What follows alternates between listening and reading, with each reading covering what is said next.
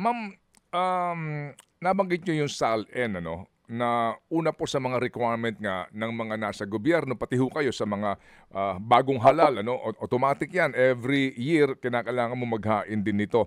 SALN, and upon opo, adoption, opo, opo, opo. Kayo ho ba'y sang-ayon? Kasi ma'am ngayon, as you know, nung panahon po ni Martires, pinagbawal niya yung agad-agad na pag-release ng SALN ng government officials, pati nga yung lifestyle check. Kayo mabam mismo, sang-ayon ba kayo na hindi na kinakailangan pa natin hingiin ang SALN ng mga miyembro ng lehislatura? Pwede po agad-agad ito'y maging available sa website pa lamang po at di mo na pahihirapan ng taong bayan na makakuha ng kopya ng SALN ng bawat miyembro ng Kongreso? opo, opo, pwede po yan. O kaya, kung hindi gano'n ang gagawin ng ombudsman, for example, ay dapat madali ang proseso na makakuha.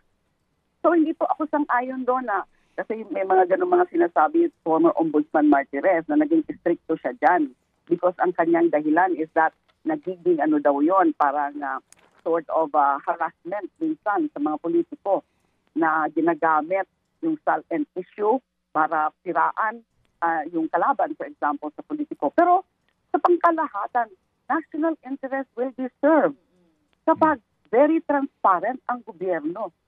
Yung ang transparency requires, kaya nandyan po yan sa FOI bill na which we filed kami sa Liberal Party bloc, na dapat mandatory ang disclosure ng SALN to the public.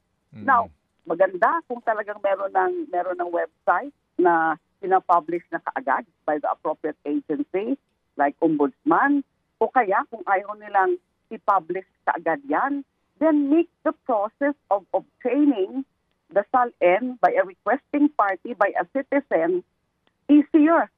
Na hindi na kung ano-ano pang mga dahilan na wag kasi gano'n, magpangharas lang ito. So I'm for that. Opo. Diyan po sa house, ma'am, sa inyo pong kinabibilangan na house, ano ho ang panuntunan tungkol sa SALN? I'm sure nag-file din kayo ng SALN. May kopya dyan ng SecGen, di ba? So, Yes.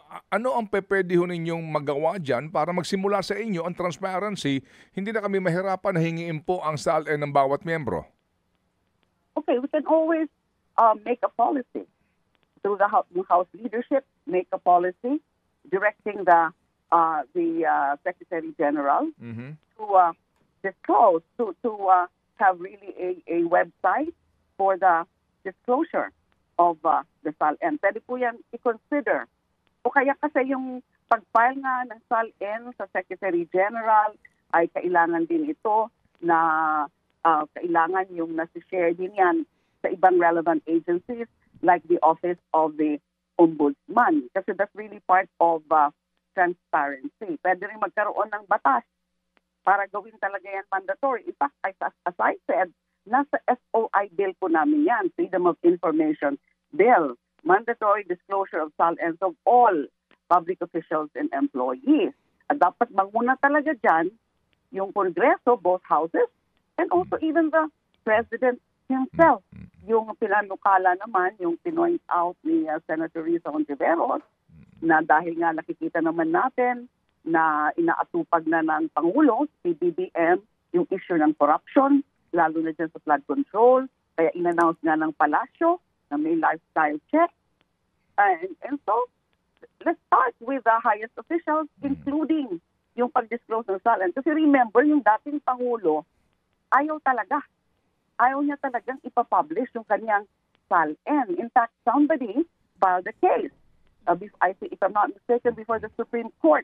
And if I'm not mistaken, it was Attorney Dino De Leon yung nag-file yan sa Supreme Court. I don't know kung ano na po ang status niyan. Although si President Duterte is no longer the president, but siguro ay yung Pangulo natin ngayon, umpisahan niya yun to exhibit transparency in government.